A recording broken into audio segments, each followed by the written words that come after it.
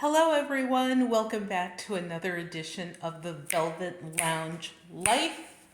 I have something really different, as I kind of say, probably a little more often than usual, for you guys because you know I always try to make something that's different, interesting, hopefully things that you guys will try or maybe even try some of the elements.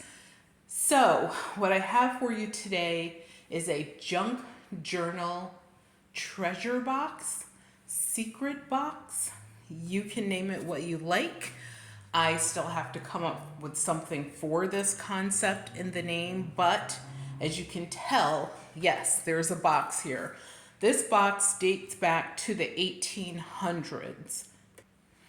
So I came up with this idea because of this box being so old. It's from the late 1800s, probably 1890. And the reason why I decided to do something really different with this, and some people may even consider this to be a sacrilege, is because regardless of those who believe this is a sacrilege, this box was in desperate condition, to say the least. The inside, I had to do some refurbishing, actually quite a bit. The outside, you can sort of see, because it's made of leather, where you see the light color in the leather, that I could actually just rub it lightly, just a light rub across, and all the powdery dust, if you will, that's created from leather that hasn't been oiled and taken care of over how many years? A long time. It's dry, it's brittle, and it literally starts to turn into dust. So I had to figure out how to stabilize that, as well as what I was going to do to refurbish the inside and turn this back into a usable item. 99.99% of everyone else in the population would have simply thrown this item away, and I totally understand why. So the cool thing is I was able to give it a second life. So what you see is on top, I wanted it to sort of, and I kind of have this thing, I think you guys will learn, even with my junk journals, I sort of like making the tops look sort of like, a messy dresser top or a chest of drawers top where people just like place things and they kind of fall there beautifully, of course. And then you end up with something like this. This one, obviously, its theme is Taming of the Shrew, William Shakespeare, which played at some New York repertoire theater. And so these are really old pieces of ephemera that I took from a program. And this is my famous, make it look as if it's corrugated metal, but it's really cardboard, like, I'm going to call this I think they're called twinchies, but this is too large to be a twinchie because twinchies, I believe, are 2 inches by 2 inches. And this is like 4 inches by 2 inches. But I did add some book corners that I created myself. I actually cut them out of bigger book corners to put here. And I actually went over them with a metallic marker to give them sort of a different look. This is a beautiful flower that I've had for quite a while with this bead work and this gold work inside of it, made from lucite, I believe. This heart is actually a button right here. It's a plastic button. This is an actual United States Postal Service 2-cent stamp. Yes, you guys know me. I will take a authentic stamp and use it, even if it's old. And then you'll see like the shells down here with the flower in the center, rhinestone.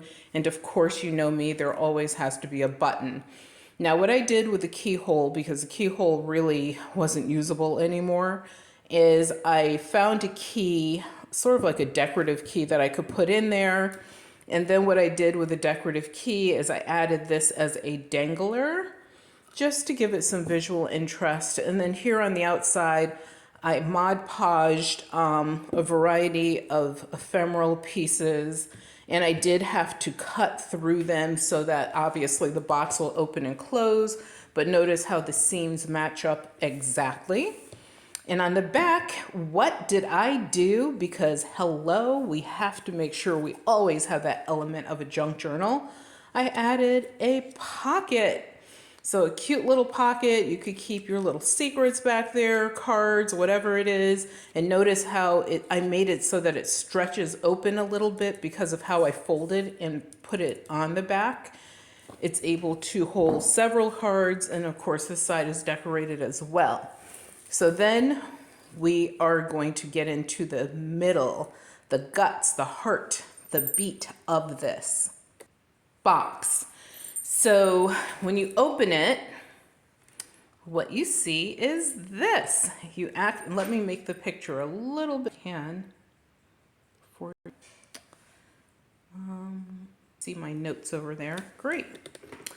So inside what you'll see is there's the cushioning.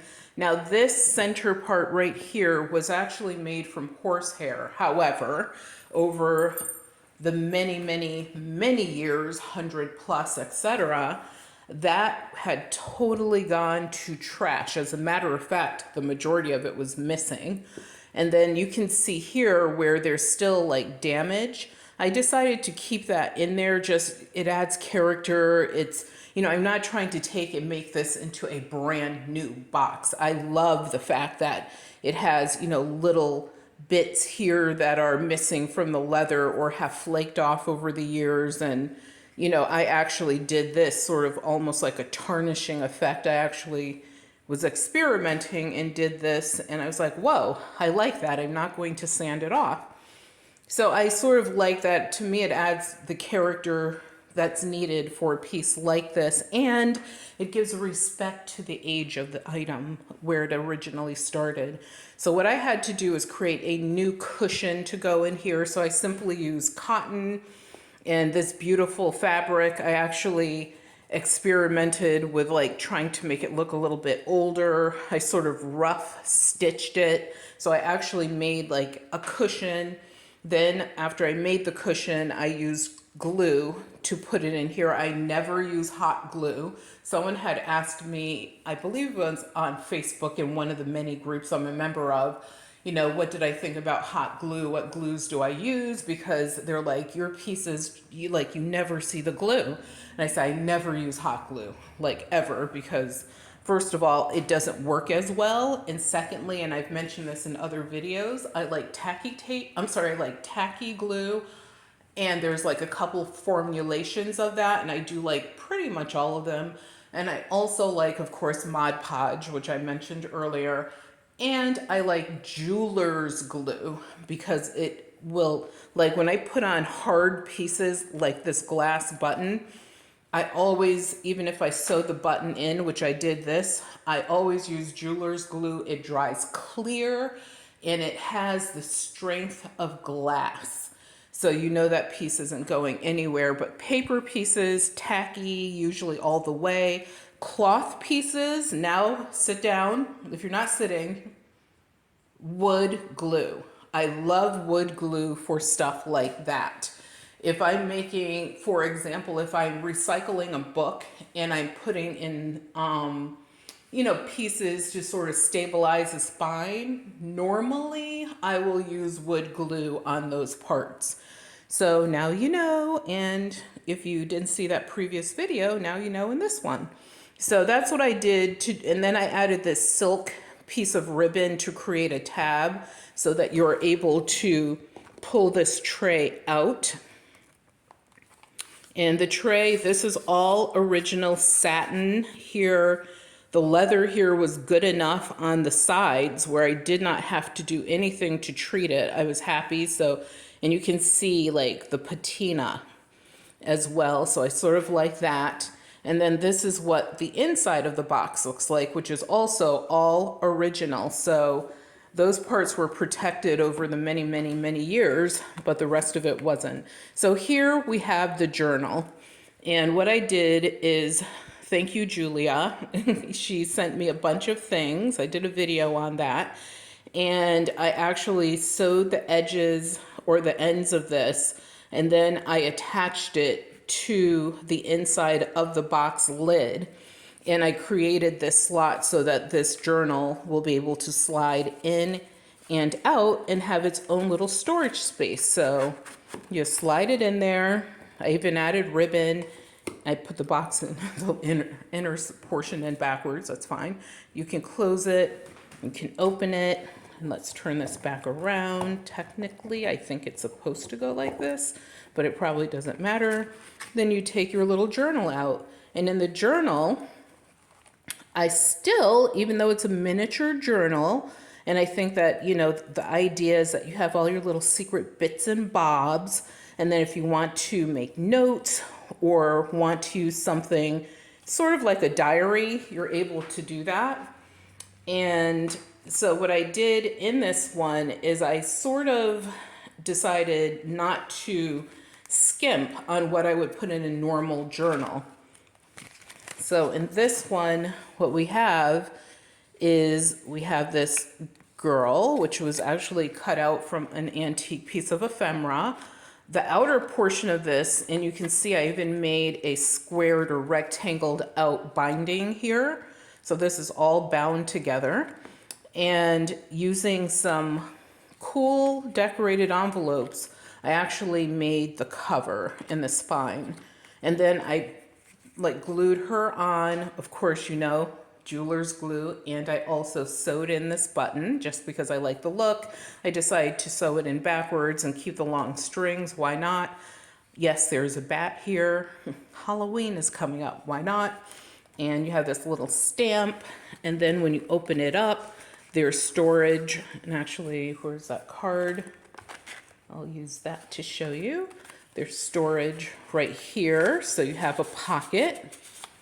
And then this is just decorated using a doily. And these are just extra pieces of the envelopes that I decided to use within this. So versus using them for something else or getting rid of them. And then lots of decorative paper is in here. And a little twinchy, I think it's called a twinchy. This is the proper size, 2 inches by 2 inches, with this little teddy bear, which is a piece of vintage ephemera from a children's book. This is from a bunch of embroidery thread that I had from France. This antique vintage-y, because I think it's more vintage than antique, button that I sewed in. This wooden tree, which I colorized. And yes, once again, that back is made using a piece of corrugated cardboard made to look like corrugated metal. And then we go here, and what do you see? I think there's a theme here. You see more of that cardboard treatment. I added a little spooky fall theme here, which isn't really spooky. It's actually quite pretty, I think. I think you can see that. This is a cutout from a greeting card. This is a Tagua nut or vegetable ivory button, highly polished. And then we flip it over, and yes, you could see where I sewed that button in. And I did make this so that you can flip the book upside down and backwards pretty much. This is another pocket right here. And I don't know if you saw that earlier, but this is also a pocket. And then we'll go back here. And then a little grouping of flowers, obviously a book page, and this is from a children's book. And this is another envelope, but I made this one, and I love the fact that it has a little area where you can write whatever you want. But wherever there's a space in here, wherever there's paper, you can write, draw, glue, tape, whatever. But you can flip this down, and you have your pocket storage and obviously more writing space. So you could flip that back up, and we have more decorative paper. And this is where the ribbon attaches, so we can tie all that together. And yes, you know me, even if it's in a tiny book like this, there's going to be a pop out. And of course, you could write anything you want in here. You can see it sideways as well. It will always pop open and close perfectly if it's folded correctly. And I actually used 2 scrap pieces of paper to make this one. So that's made from 2 pieces of paper. And then we have more envelope, and from Julia, who sent me this. It was initially folded like that, but I sort of elongated it so that you can make like a little note here, but then you can flip it up and you have more writing space. And once again, another pocket, because you know how much we love our pockets. And then if you flip it over, you have this beautiful scene with an elk or a moose. Oh, it says reindeer. I was like, whatever animal this is with the antlers, but it's a reindeer. And then I used some costume jewelry, a collection of buttons, which are pearls, plastic, and glass. And once again, look at this beautiful envelope with space to write right here.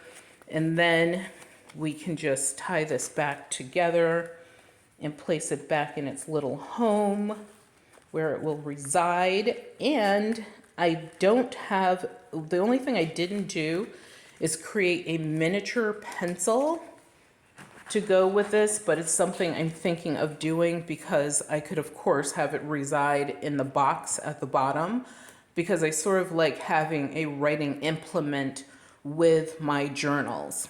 So this junk journal lookbook secret treasure box, I mean, it was so much fun to make this. Let me show you the bottom. And what I did go around this with a metallic permanent gold marker, just it made it look a lot better than what it was. But you guys, I mean, I'm having so much fun doing this. I thank you to the people that introduced me to this wonderful, and some people will be like, is it art? Is it craft? It's really both, I think. And more like folk art, actually. Just imagine in the future when people find these at estate sales and such, they're going to be like, wow, I wonder what the story is behind that. Well, if they watch my videos, they'll know. So let me just give you an idea of the items that I used to make this quickly. I used shells, keys, envelopes, vintage paper. I used newer paper, newer to antique ephemera, and the ephemera came from various sources, vintage and antique buttons, faux pearls, metallic pieces, doily, twinchy, which is the little one with the bear, and this bigger one is like, I guess, a large twinchy, but like I said, technically it should be 2 inches by 2 inches. I used a wood cutout, ribbons, cardboard, book pages, costume jewelry, rhinestones. I am sure that I missed some things that I used in this as well, but yes, a lot of things went into making this, and it was so much fun.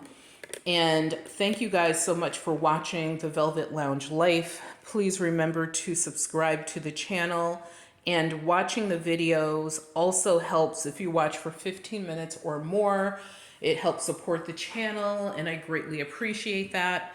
And everyone is welcome here, so please leave a comment down below. I love your comments. I always get back to you guys one way or another.